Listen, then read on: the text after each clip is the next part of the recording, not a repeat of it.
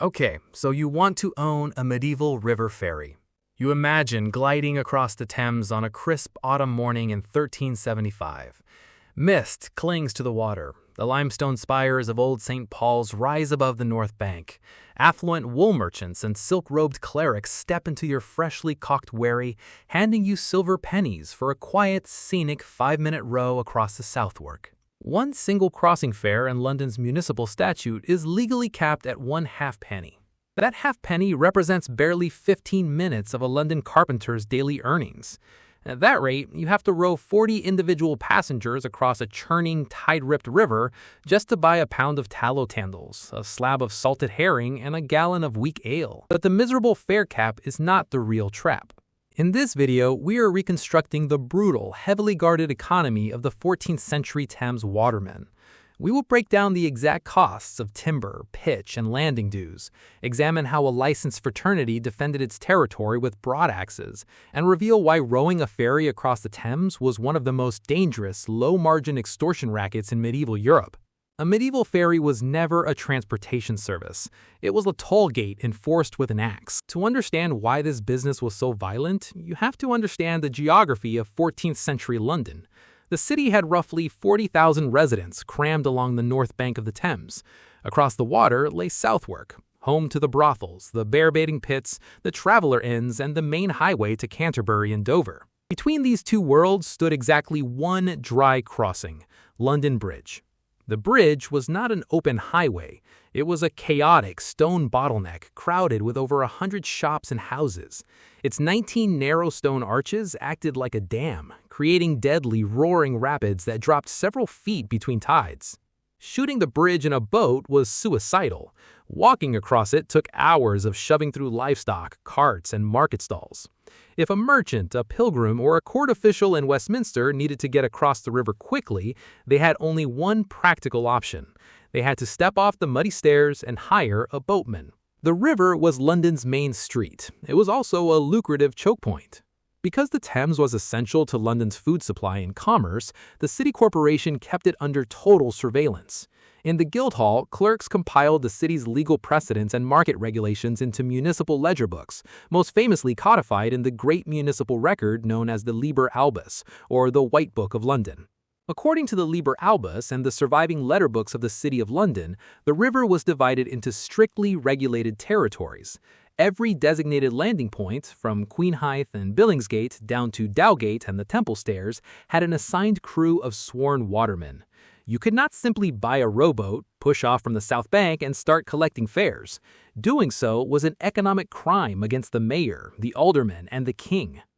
To row passengers for money, you had to be a freeman of the city or belong to a recognized parish fraternity of watermen.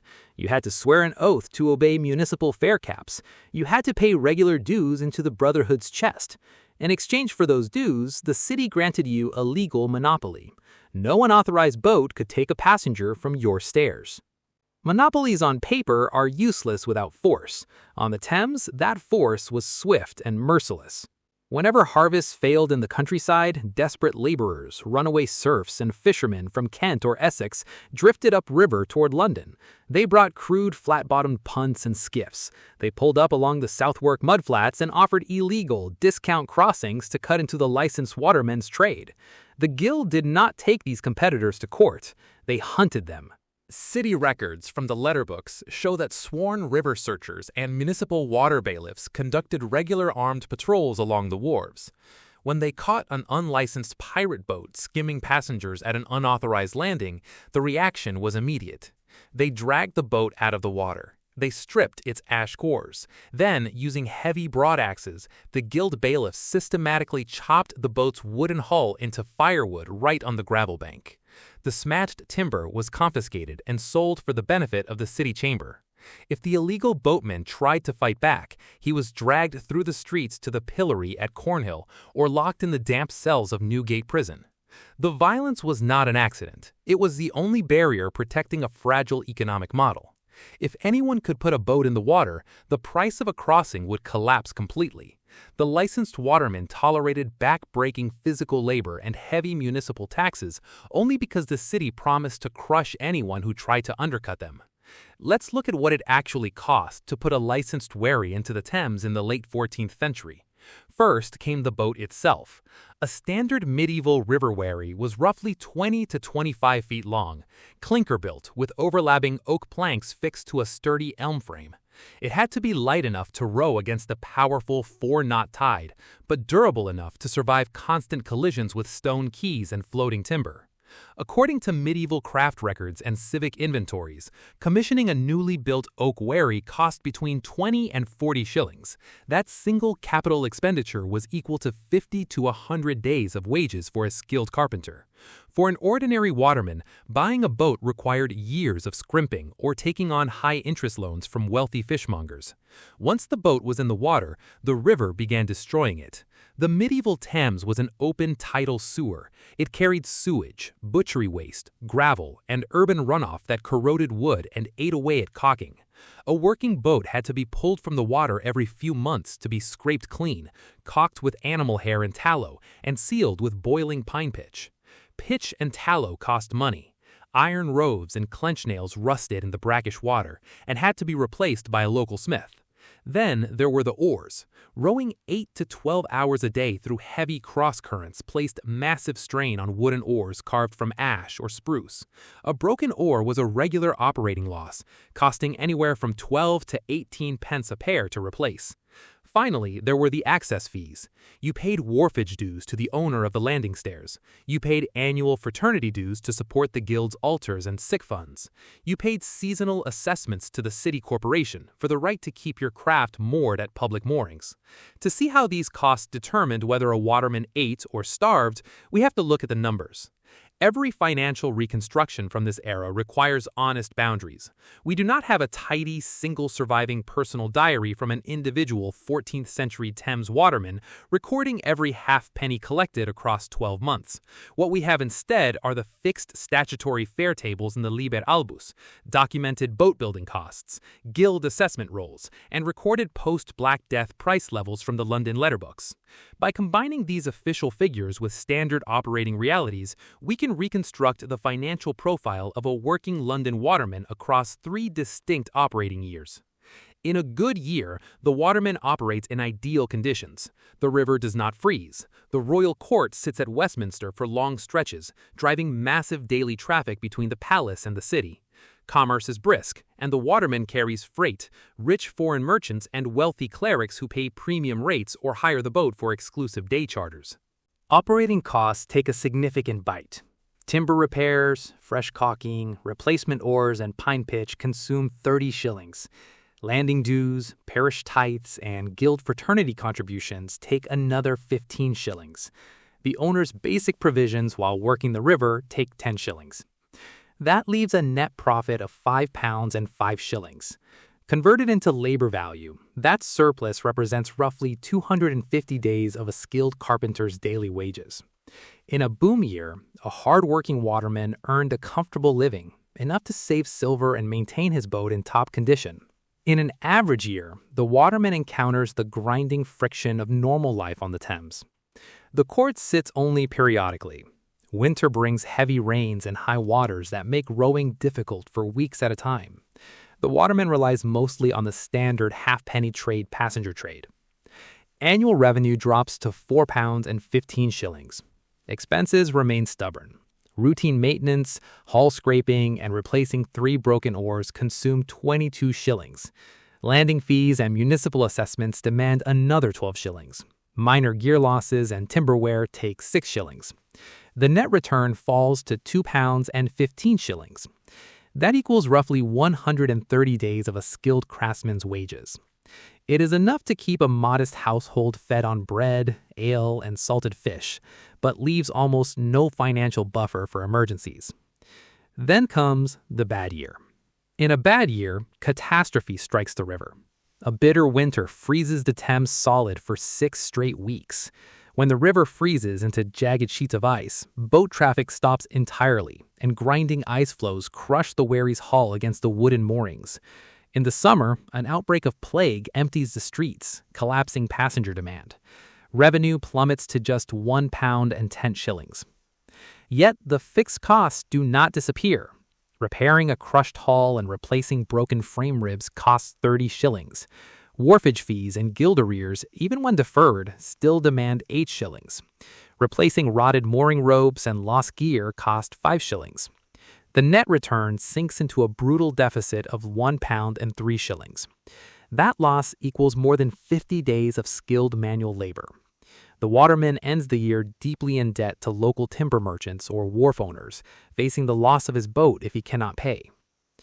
This extreme volatility explains why licensed watermen reacted with fury whenever the city tried to squeeze their margins. In the late 14th century, that pressure reached a breaking point. Following the Black Death of 1348, the labor market across England was turned upside down. A third of the population had died. Surviving workers demanded higher wages, and the cost of basic food, timber, and iron rose across London. The watermen tried to adjust. When passengers boarded at Queen Hithe or Westminster, boatmen began demanding a full silver penny instead of the traditional halfpenny. The passengers were outraged. Complaints flooded the Court of Aldermen at the Guildhall. As recorded in Letter Book G in the summer of 1372, Mayor John Peel and the aldermen issued a strict proclamation. They reaffirmed that the fare between London and Southwark was locked at 1 halfpenny per person. Anyone caught charging more would forfeit their boat and face imprisonment. The watermen did not simply comply. They revolted. Boatmen across the Thames organized a coordinated wildcat strike. They pulled their wherries out of the water, refused to row passengers, and gathered in angry mobs at the Southwark stairs. Members of Parliament staying on the south side of the river found themselves stranded, unable to reach the royal court at Westminster. The city's response was brutal. The mayor sent armed sergeants to the riverbanks. They arrested the strike leaders, confiscated dozens of moored wherries, and threatened to permanently revoke the freedom of any waterman who refused to row. Under the threat of total economic destruction, the strike collapsed. The halfpenny fare ceiling remained locked in place, carved into the parchment of the city records. The boatmen were trapped. They were squeezed from above by the corporation's price controls and from below by the rising costs of timber, pitch, and living in an expensive city. This brings us to the central contradiction of the entire Thames ferry trade. If rowing a ferry was physically exhausting, volatile, and legally capped at starvation rates, who was actually capturing the real wealth generated by London's river crossings? The answer was not the man with calluses on his hands and an oar in his grip. The real money was captured by the feudal franchise holders and merchant oligarchs who controlled the river's access points. Consider the famous Lambeth horse ferry. For centuries, the crossing between Westminster and Lambeth Palace on the South Bank was the only place near London where horses, heavy carriages, and large cargo carts could cross the river without using London Bridge. It was a massive, twin-hulled barge operation, capable of moving loaded freight wagons. The owner of this lucrative franchise was not a boatman. It was the Archbishop of Canterbury. The Archbishop did not buy timber, mix pitch, or row against the tide. Instead, the Archbishop's estate leased the entire ferry right to a wealthy middleman, known as a ferry farmer, for a massive fixed annual cash payment. Surviving ecclesiastical rolls show that the Archbishop leased the Lambeth ferry for annual rents reaching up to £20 a year. £20 represented nearly 1,000 days of wages for a skilled London mason. It was a vast, unearned fortune delivered straight to the church treasury every year, purely because the Archbishop held a royal charter over the mud on either side of the water. The ferry farmer, who leased the right, then hired desperate, low-paid watermen to do the actual rowing, keeping the difference as pure profit. A similar dynamic played out along the city wharves. Powerful merchant aldermen, men like the wealthy fishmonger Sir William Walworth, bought up the riverfront properties, the landing stairs, and the private quays. Walworth and his fellow merchant elites did not need to row boats. They owned the physical infrastructure the boats had to touch. Every barrel of wine, every basket of herring, and every sack of wool brought ashore by a waterman had to pay landing tolls to the wharf owner. The merchant elites used their control over the waterfront to channel arriving goods directly into their own warehouses, securing commercial monopolies that generated immense personal fortunes. The waterman sweating on the river was merely a cog in a much larger machine. He took all the physical and financial risk of the crossing, while the unearned surplus flowed upward to the landlords, the bishops, and the aldermen who wrote the laws. When you look closely at the medieval Thames, the romantic picture of the jolly boatman quietly rowing through the morning mist completely disappears.